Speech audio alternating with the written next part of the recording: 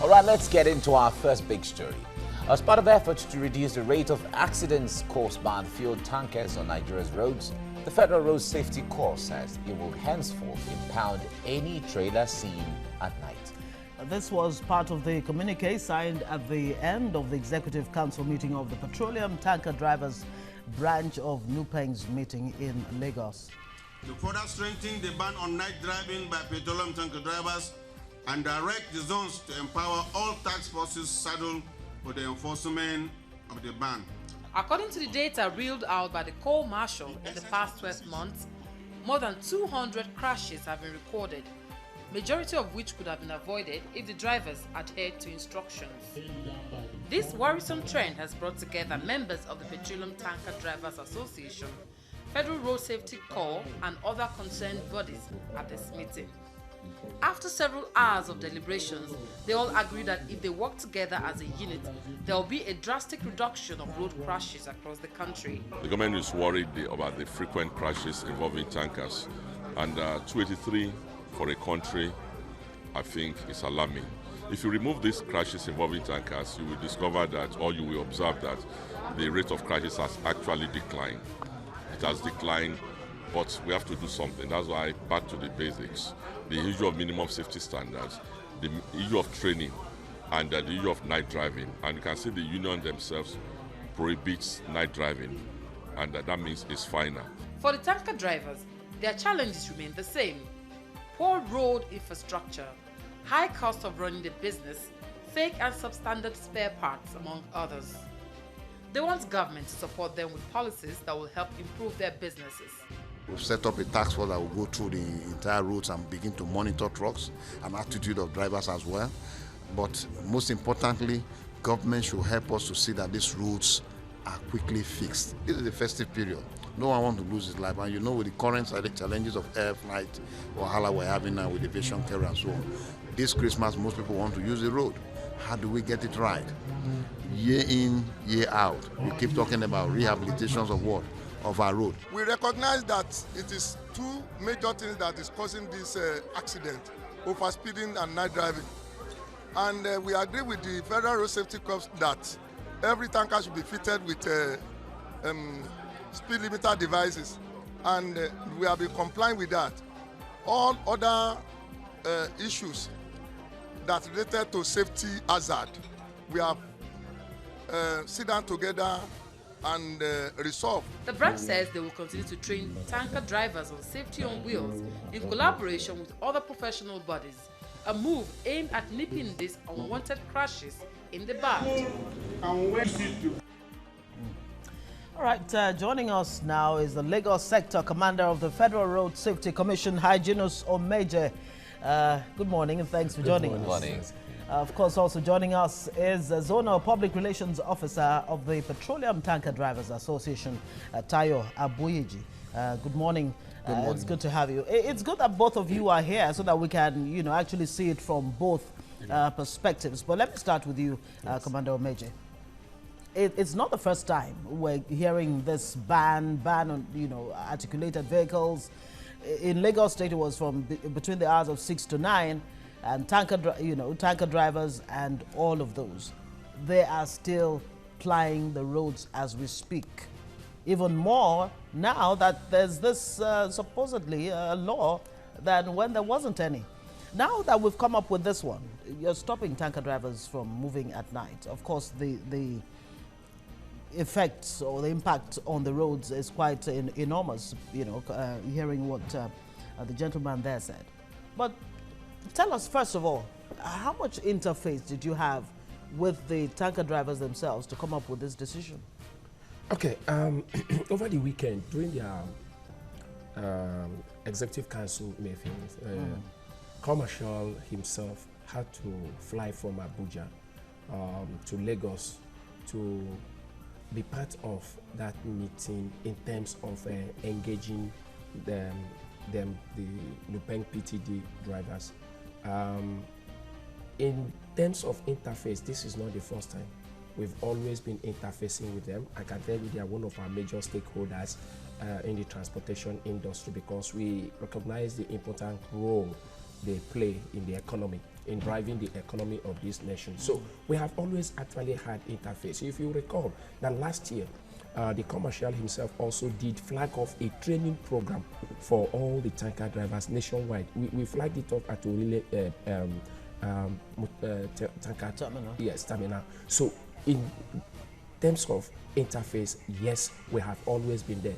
But in this instance, even the union themselves on their own, before we had that meeting, had always advocated to their members that the inherent dangers in plying the roads during the night is too enormous for them to continue in that regard.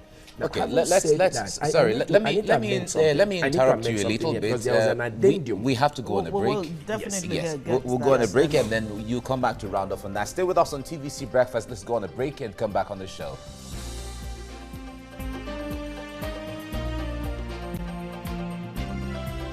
All right, thanks for staying with us on TVC Breakfast. If you're just joining us, we're discussing the ban on the plying of tanker drivers or tankers and articulated vehicles at night by the Federal Road Safety Corps.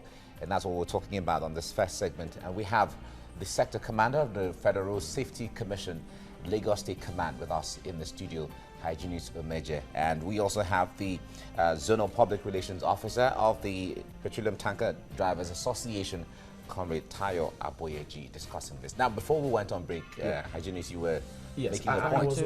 I wanted to make a point because after that resolution and the communique, we had the commercial also went back. What was read was a position that Nupen PTD had always even had hitherto in terms of their members. Like I earlier said, they had never, in the recent times, they have told their members, we don't really cherish this idea of plying the roads at night. We have the cases of truck hijacking on the highway, the cases of crashes, which they themselves has observed with the enormous loss that associated with it. So we simply led our credence and voice to what they had also internally been proposing to their members and be advocating. However, having said that, later on, the commercial, after more engagements with other stakeholders, also did relax our involvement a bit now within this U-tide, so that if we start having, nobody should go and play on it and now come and create artificial scarcity of petroleum products during this U-tide, and they say it's because of Federal Safety said they are banning, they banned their travels at night. So when the commercial later on yesterday released a press statement to say, okay, within this U-tide, can we just make it an advisory enforcement sort of like advisory is, look, remember the inherent dangers in plying at night. So we will still advise that it is better to ply during the day. However, after the rather than actually enforcing it outright as it was earlier proposed, so that we don't create artificial scarcity, which will impact on movements within this period. All right, Comrade Tayo, let me come to you on this. I know that when Hyginus was talking, you were shaking your head, which I mean, it means that you are in tandem. But let me come to you on this. I know that Lagos State at the time came up with a law. In fact, the law is still on ground that tankers should not move by day; they should move by night between instead. the hours of 6 and 9 p.m. Not just Lagos State. Imo State has the same, and all of that. How is your union relating with this, the new ban by the road safety or advisory enforcement by the road safety and the Lagos State government? Thank you. Let me first be in agreement with what he said, that it was not road safety that actually banned the truck from moving from in the night. It was tanker driver, petroleum tanker driver leadership. Having seen what is the enormous loss due to the crashes, the hijacking of truck on a daily basis in the night, loss of our member due to the crashes. About 5 or 6 months ago, we've decided on our own as a union that no trucks should move in the night. It's more safe to move in the day. Like that. Look, most of these trucks come from far places. Before they will now get to the terminal or the depot to load, they might have done for about 8 hours. After loading, it's not advisable for them to now move again in the night. So we now advise them, stay wherever you are. When it's 6 o'clock, stay. By 6 o'clock, That's when it's 6 p.m. Yeah, 6 p.m. Yes. By 6 a.m. you can now move. We'll have rest very well. That will reduce the number of crashes we are. But as per the Lagos State government restriction, we are exempted. Yeah. Because we engage them. Yes. Because not moving in the afternoon, we create some scarcity. Because most of these stations are not working in the night. So how do you want us to go and discharge products in the night? Also, we have the issue of area boys. The truck that move in the night is at the end of area boys. Most of our members have lost. We have lost most of our members due to the activities of area boys, and that's one of the reasons that we extend them. Don't move in the night. Okay, let's bring more perspectives to this before we ask more questions. But of course, you already answered some of the things, concerns. We still need to throw more light on that Lagos law because people always take it out of context. Okay, well, so we'll get to understand more aspects of that. All right, the Federal Road Safety Commission says reckless driving is responsible for 90% of road crashes in the country, while other factors include overspeeding, poor health, distraction, and competition among drivers. In Nigeria, statistics show that approximately 6.6 million registered vehicles plied Nigerian roads in 2010. An estimated 9.8 million and 10.6 registered vehicles plied Nigerian roads in 2015 and 2016, respectively.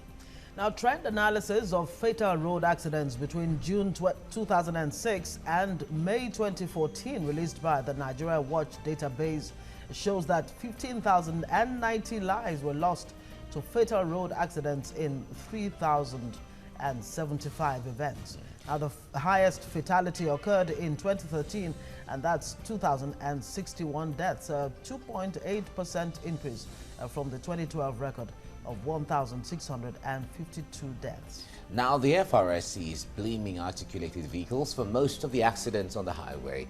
They say oil tankers, tipper, lorries and luxury buses have continued to maintain their unenviable position as the most dangerous vehicles and #1 killer of people on Nigerian roads. Now, besides causing avoidable deaths to road users, the drivers of articulated vehicles also constitute some nuisance to other road users as they often block the highways at slightest provocation. Now, the road network in Nigeria is inadequate for the use of motorists in addition to their dilapidated conditions.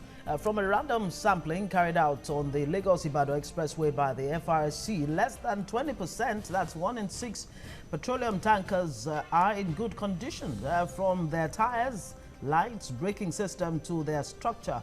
In 2012, the Lagos State House of Assembly passed the Road Traffic Bill into law, restricting trailers and long vehicles from plying the metropolis between the hours of 6 a.m. and 9 p.m. Of course, you heard that earlier. In 2015, the state government again began enforcement of the law, and now the Road Safety Corps is making fresh moves to ban the movement of trucks at night. We'll come to that particular question, but let me still stay with you, Mr. Omeje. Tanker driving, or driving of these big vehicles, one would expect that it's highly specialized. You actually need a lot of training to be able to do that. It's not like your normal regular cars. What kind of training, if there is, can you shed light on that for us? What kind of training do these tanker drivers get, and where do they get trained? Just as you said, tankers driving. I would say tanker drivers are professionals on their own. Before somebody could say, I want to be a tanker driver, they might have gone for training for more than 6-7 months. Most of our 6-7 months? No, yes, sorry, 6-7 years. Oh, most of our stakeholders, most of the major marketers in the back, most of them have training school other than there. So most of these drivers are attached to this training school to learn. After leaving the training school, they are attached to a truck to go with the driver for some years before you could say, I want to be a driver. And even after qualifying to be a driver, there are training and retrainings of members. The leadership of the tanker driver, I make it mandatory for all the unit, I mean because we have a unit, we have like in Lagos now, they have mandated that in the first quarter, before aside the one we have done before, in the first quarter of next year, we should make sure we train at least 5,000 members. Last 2 weeks, most of our members, about 5,000 of them, are trained. When we want to go for this training, we find the road safety, we find the VIO, all these stakeholders, all the necessary stakeholders that will give us all the adequate training that we need. So, even aside in Nigeria, most of our drivers were being sent outside the country for training. Oh, okay. Well, Hyginus, you said earlier on that the Lagos state law is sometimes taken out of context. Yeah. Can you make us understand? Because the House of Assembly came out clearly on this. No. If you go and pick that law, that's the Lagos State Traffic Law, 2012. Okay. Let's go on a break before you mention that. Sorry. Stay with us on TVC Breakfast. We're going on another break, and then we come back to dwell on this. But don't forget that right now we're going out on TVC Entertainment. Viewers there can continue with TVC Breakfast on TVC Nigeria, on Concert Channel 190 and DSTV Channel 418. You can also continue to watch the show on GoTV 45 and ACTV 510. Stay with us. Very important issues here. Right, thanks for staying with us on TVC Breakfast. We are discussing the ban on tanker drivers from plying roads in the night in Nigeria.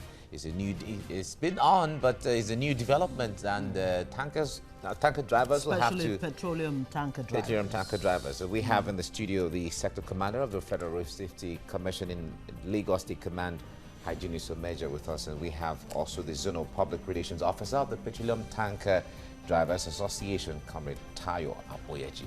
Now, Hyginus, you were we're talking about the Lagos state laws. Yeah. You were giving us an enlightenment on that. But when you said that sometimes it's taken out of context. Yeah. Like what Tayo said, before that law came into force, there was an engagement. Okay. So if you go and read the law, I think section 12.1, it said trailers, let me just paraphrase it, trucks and trailers other than petroleum tankers. That's what you see here. Other than petroleum tankers shall not be allowed to enter Lagos or leave within the hours of 6 a.m. to 9 p.m. So that other than practically exempts the tanker driver because they also, due to that engagement, just like he said, how many stations open at night that they will go and discharge and all those. And that's why even the whole essence of driving at night does not make sense. Because you get to where you are going, the people to receive it, they are not even there. And so why taking the risk of getting there? Yeah, but you would agree that beyond just banning this petroleum tanker drivers on the roads at night, this is just one of the measures. It's just one of the measures. To bring about safety on the roads. Sanity on highways, yes. It is. What are the other measures that are within your control as FRSC? Yes. The other issues are also ensuring that those trucks meet standard. And that's why the Federal Road Safety Corps, as we speak now, in all the tank farms in Lagos and elsewhere, Port Harcourt, Calabar, we have our officers deployed, about 150 officers deployed to those tank farms to ensure, to work in partnership with the internal VIO system of Nupeng PTD officials, that the trucks, before they are loaded, that they meet the minimum safety standard requirements, in terms of check the tires, check the lighting system, check everything, even ascertain that the driver is licensed to drive, because that's one other issue when we'll be having problems, and ensure that those trucks are even properly registered under the Road Transport Safety Standardization Scheme of the FRSC, because we have had cases where a truck crashed and you cannot trace the truck to anybody. You look for the registration number of the truck, you cannot even find it for you to do proper documentation of that truck. Who or what do you think is responsible for that? Oh, of course. That's negligent on the part of the man that even bought the truck in the first instance, because when you bring it, you also weigh the risk of assuming this truck gets lost, how do I recover it? So as law enforcement agents, we owe it a duty that for every vehicle that is plying the road. That's why at times when people misunderstand our operations and operations of every other traffic management agency, the man on the road, you even want to be sure that that vehicle is properly registered, because it's a requirement. You owe it a duty to register your vehicles properly and ensure that the documents are valid, because those valid documents are road tax that you must pay as a citizen, as a Nigerian that is using the road, for using the road. All right, Comrade Tayo, let me come to you on this. Excuse me. Now that you, even with, because you told us earlier on that even within your association, you decided to see how you can curtail night traveling. How do you ensure compliance of this instruction? About 5 months ago, when we want to start this, we set up a task force, mainly at Shagam Interchange and Ogiri, and another one after Djibouti. We have our men there. Any truck that they are moving around, I mean after 6 o'clock, they impound them. They will park them. No penalty is attached, nothing attached. They will be parked, collect their way bill. By 6 o'clock, 6 a.m. to the following day, they will issue them their way bill back and allow them to go. That's the ideal. That is in a situation where the tanker driver does not comply with the men you have stationed in Shagamu Interchange and Ijebuode. What happens? No, I won't say tanker. No tanker driver will disagree with. Any tanker driver that, see, like me, if I ask, I do have an apron. You see PTD depending on our apron. If I flag up any tanker driver, break it down. What is PTD? Petroleum tanker driver. Good. At the back of the apron, no tanker driver will disobey.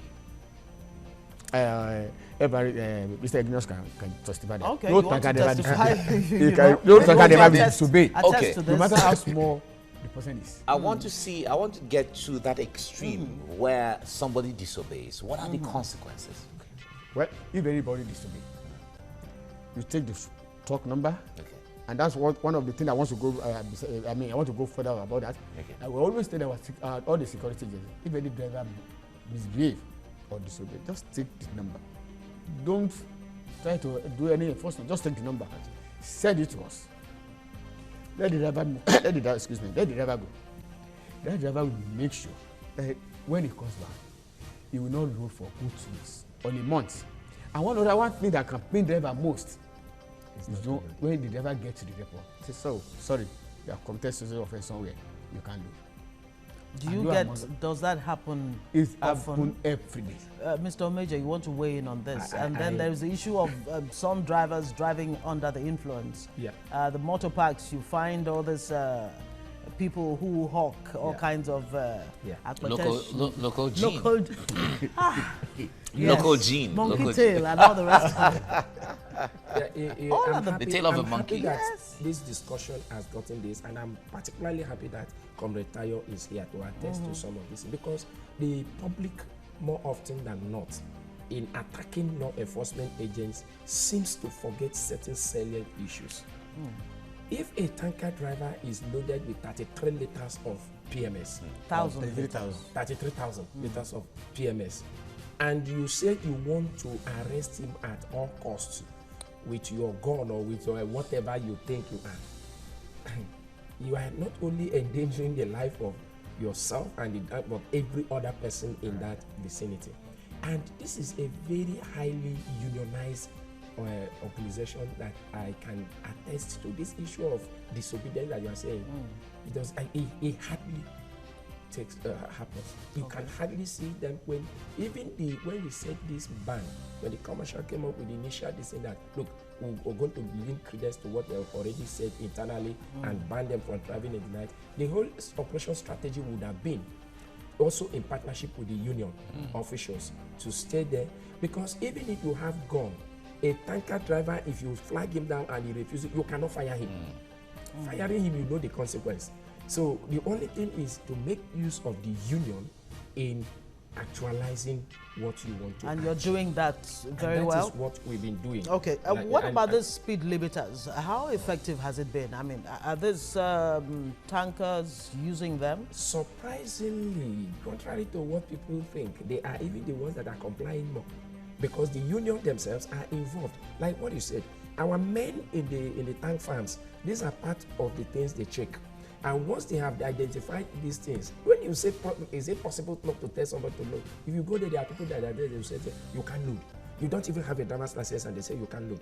Because the union are there, our men they are also there. Our men as professionals identify certain standards that are not there, and they collaborate with their own internal VIO and say, look, this man, you cannot load. Go and put this and put this and put this in order.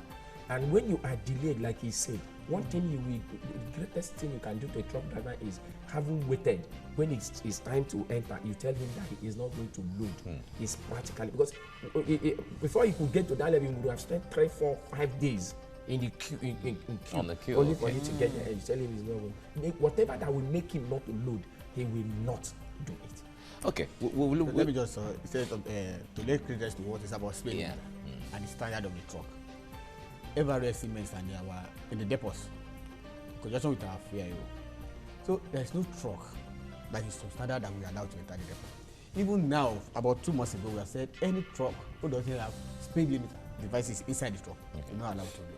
Mr. Omeje, but you still find on not just Lagos roads, tankers with, all kinds of carbon monoxide, heavy plumes coming out from those trucks. How do they get on the road if you actually some of your measures are effective? Most of those trucks, when you're about to enter the tank farm, they will switch off the ignition and start again. That is the process of checking. Okay. Most of them, they are that kind of things they will not allow to enter. But sometimes when truck leave depot, anything can happen between that period and where it's going. Probably that is why. And that's where road safety comes in. Yeah, that we maintain a very high standard. You can't just enter the depot with all that kind of thing, the smoke, you don't have driving license. Even if your face is too sharp, we say no. We suspect. Suspect. Yes, you are under the influence. Our men in the tank farm, thank God for stakeholders collaboration that we've been able to get more breathalyzers, that these trucks drivers can, when you reasonably suspect the way the man is looking that he's under influence, you breathalyze him.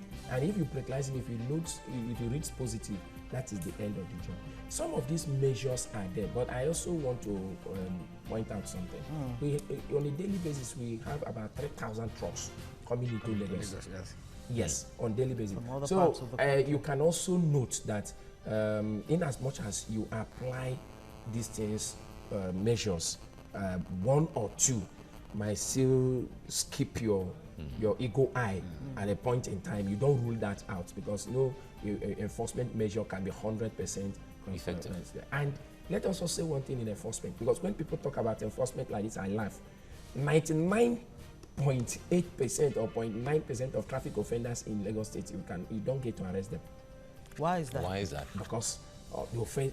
Remember what I said of traffic offenders. You don't get to arrest all of them, because what you are doing is you can only treat one thing at a time. If I now decide to say, because I want to be the strict this thing, and I said, okay, every vehicle that is why you are parking it, before you know it, the whole Lagos will also be with offenders.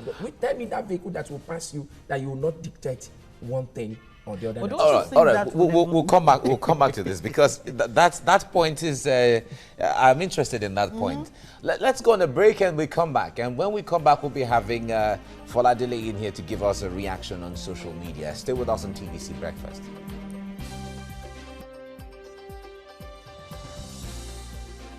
You're welcome back. You're watching TVC Breakfast. We're looking at the ban on night tanker drivers as affected by the FRSC with collusion with, of course, the Petroleum Tanker Drivers Association themselves, and that's good to know. Our guest is Lagos Sector Commander FRSC, Hyginus Omeje, and Comrade Tayo Aboyede. When we went on that break, you were trying to tell us the challenges. Aboyede, sorry. Tell us the challenges of enforcement. Yes. But I'm just thinking, if you actually, went beyond that consideration of how many people are we going to arrest? You know, you might just have chaos on our hands. Don't you think that will act as a deterrent? No. A strong deterrent, as you know, for that matter. That does not mean that you are not arresting. But I just said it to buttress one thing. At times, the public expect you to arrest everybody at the same time. Anybody who contravenes. Everybody that contravenes. I want you to imagine a situation whereby you pick 2, 3 BRT buses for one contravention or the other at the same time. That you did not treat this BRT one after the other. And that as you stop this one, you discover that the other one also had a problem and you pack it, and you discover the other one, you also pack it. Then, and the passengers all come out. And how many passengers will you be exposing to risk where a tanker or a trailer can just even be coming again and lose control and now pack people like that? You know, so most of the time when you see us doing a systematic arrest, people get arrested, but what of the other one that is passing? What of the other one that is passing? That always happens. I'm sure we're today could just be the day you will pick this, you will pick Ngozi today. Tomorrow it will be Mike. No, but I ensure my car is always in order. But fine. The point there is, I know that one way or the other, in the country where we find ourselves, you always find one or two things that are wrong sometimes. And all that. You know, I said it to buttress what Comrade Tayo said. Because Ngozi was asking, he said, you still see tanker with these fumes and everything. Like he said, a truck can leave the depot. You have checked everything, the lighting system, everything, they were working. The truck leaves the depot, he enters one pothole, and those electrical system you check, it just shuts off. Or if fuse just trips off like that, and those things we say, look at them. But they said they checked this in at the truck. How come that this one does not have this in? But within the time, the depot where he left and where you met him, anything can happen. All right, let's bring in Foladele to give us perspective or reactions on social media. Fola, good morning. Morning, Mike. Morning, morning. Nice to see you. Did you just see those trucks behind you? I did. Chaotic. Okay, so let's see what some people are saying online. Tyro says, isn't tonight the best time for them? And a couple of people replied to that, and they said, Zeal says, did you know that they are banned from traveling in daytime as well, which we talked about earlier? Okay, ban at day, ban at night. Ban at night. And someone else said, yeah, it is from the perspective of commuters, but may not be from the driver's perspective. Safety, theft, sleep-caused accidents. Nonso Bikili says, abuse of power 101. And Shola Ayekweku says, get ready for an element of shortages across Nigeria due to late deliveries to stations.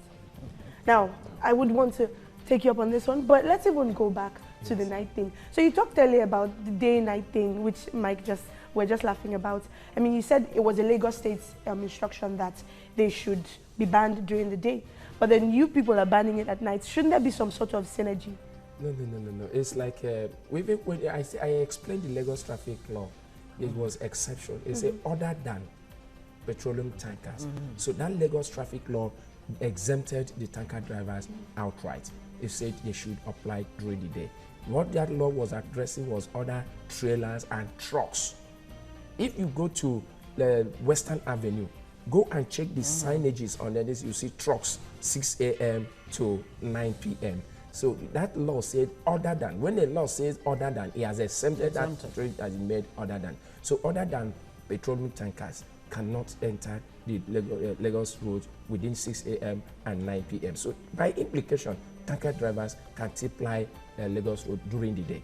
Now, the night thing came up as a result of, it's a child of circumstance. Haven't seen how many crashes we have recorded, and all of them you look at what time of the day they do have the highest incidences of these crashes. Someone hit me, a truck hit me at night. But I think he was under the influence. He was under the influence? Yes, I think because I was going on my own and it just randomly hit me from the back. Good. So I think it might have been an influence thing. And you talked about... Where is your car now? I mean, it's fine now, but Mike was Did you say a truck or a tanker? It was a truck. It was a huge truck. If a tanker hit you from the rear, I don't think No, I wouldn't be here. No, it was a huge truck. But you talked about breathalyzers. And I mean, frankly, I didn't even know we had started doing that in Nigeria. This is the first time I'm hearing about it. How effective has it been? Very effective. Since we started, for fear of not promoting anybody, what we did was I reached out to stakeholders who have been partnering with us in terms of a responsible drinking campaign and all this. And I just changed the face of our campaign strategy. I said, can we, even for the sake of evaluating our responsible drinking campaign that we've been with you since 2008, let us have a baseline data that we can use to say what is the prevalence rate of driving under the influence on, let me even say, a case study of Lagos State. So they gave me those breathalyzers. I gave the command those breathalyzers, and we were using those breathalyzers to breathalyze drivers randomly. Like I said, you cannot just come like this and say you want to breathalyze everybody. When you reasonably suspect, like that man that hit you from the rear, that is under the influence, and there is a law enforcement, with our men are there, they'll just pull out the breathalyzer from the patrol vehicle and breathalyze it. And it has the capacity to stop and also print the result of, the result for purposes of prosecution. Okay, recently during this year's campaign again, we also got more supplies from another stakeholder to beef up what we have. So we are doing it. All right, Fola, thank you very much. Thank God nothing happened to you. Yes, I'm fine, Mike. You would have missed me. A cut hit you from behind. All right, sorry. Okay, we have to wind down this segment right now, and we really thank you for coming on the program, Hyginus Omeje. We thank you. We're looking forward to having you on the program with samples of those breathalyzers and the speed limiters, so people can get to see what they look like. I think it will be a very nice one, and I can also give you the data of what we have been able to do so far, so that you can even see who is more culpable. People don't even know that private operators, drivers also drive under the influence. Before we even let you go, sorry, yes. When will this enforcement begin, now that you're giving some kind of leeway during this Yuletide? I think the commercial will be in a better position to know when. Well, we are enforcing it anyway. The union has not gone ahead. In spite of the Yuletide? If we started this over 5 months ago, it doesn't cause scarcity. We didn't see it causing any scarcity anymore. Okay, that's good to know. All right, thank you very much, Hyginus, for coming, and Comrade Tayo, thank you for joining us this morning. And compliments of the season too. Yeah, and do have yourselves a Merry Christmas. Thank you very much. I was expecting to get our Christmas. Don't worry, don't worry. It's already. We'll ship them to you. It's in the green room. Not the other room. All right, stay with us on TVC Breakfast. We'll come back to dwell on other topics. Stay with us.